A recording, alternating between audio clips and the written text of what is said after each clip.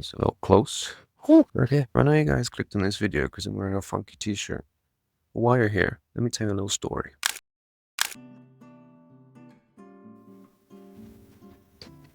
I've been making videos for a couple of weeks now, but apart from the little canned opener I've got, which goes like, "Welcome to a day in the life of an Oxford engineer," you guys probably don't know me too well, so I'll tell you a little story. And yes, I did study engineering at Oxford University, but that's not all. So, I'm Bartol, 23 at the time of filming, and although I now live in the French Alps, which I explain a bit more about in a separate video, I'll link it, but please don't watch it. I was actually born in Dubai, the land of the camel. Not just the camel, but when I was born, there was pretty much only a camel. And we lived there for decades. Well, 1 decade. Just a little bit less, actually. We moved to Croatia when I was 9, the land of... I don't really know what it would be the land of, but yeah, Croatia. And you might think it's a bit of a weird choice to go live in Croatia, but it makes a bit more sense knowing that I am Croatian, so I guess I kind of belong there. Now, for pretty much all of my childhood, I was what I would now recognize as a hippie. I had this long hair, I was always barefoot, I preferred running instead of walking, you know, that kind of kid.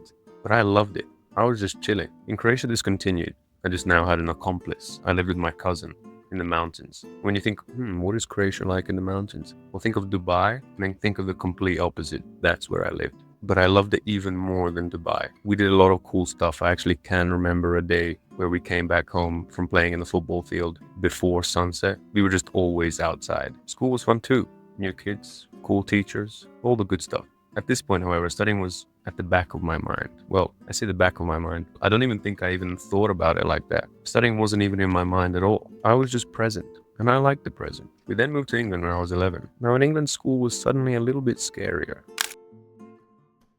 We wore uniforms. I had to go to parent-teachers meetings. I had mock exams. I didn't even know what mock exams were up to that point. But I feel like I did a lot of growing up in those few years in England. And before I knew it, it was time for GCSEs. Now, up until now, I haven't really talked about academics. And this is because I honestly had never thought about them. I wasn't good, I wasn't bad. I just played a ton of sport, and that's all I cared about. I trained football, I trained swimming, and I played the drums. School just kind of had to be done. And it was the things outside of school that I always looked forward to. This did, however, change the year before GCSEs, and I'll tell you why. But I finally understood the magnitude of the exams, how much they really meant. I'd been doing okay in school all up until that point, where we had our first mock exams in year 10 the year before our big exams. And I got my results, and I went to my tutor, and he asked me what I thought about them. I said, they seem okay. I mean, I did my best, I tried my hardest. And he said one thing I'll never forget. He said, sometimes your best just isn't good enough. And I don't know why that's always been in my head or why that's always something I remember. And even saying it out loud, it doesn't sound that magnificent. But for me, it was just a very heavy statement. In that moment, I realized everything. In my childhood, I grew up with no worries. I just floated through, living in the present. And however beautiful that was, I was never really pushed out of my comfort zone and challenged to think of academics as a way of pushing myself.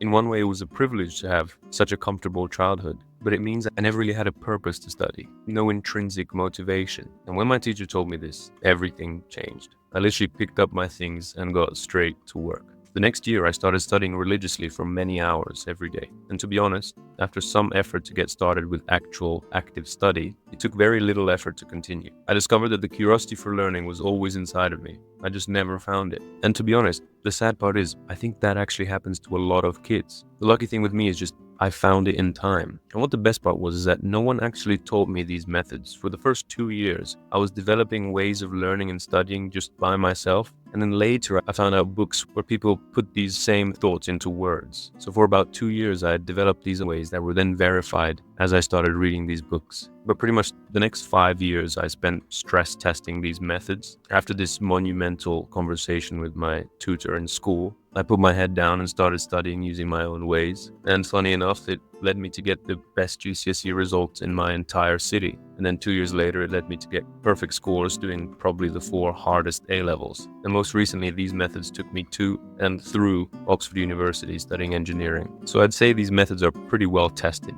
and they seem to work. And these videos are just a way for me to share them with you. I look to some people who have inspired me in the past like Ali Abdaal during my A-levels with his tips, or Casey Neistat for being a video wizard. All these cool guys, and now being on the other side, I started making these videos. The curse that I'm sort of struggling with at the moment is I just feel an innate sense of who do I think I am?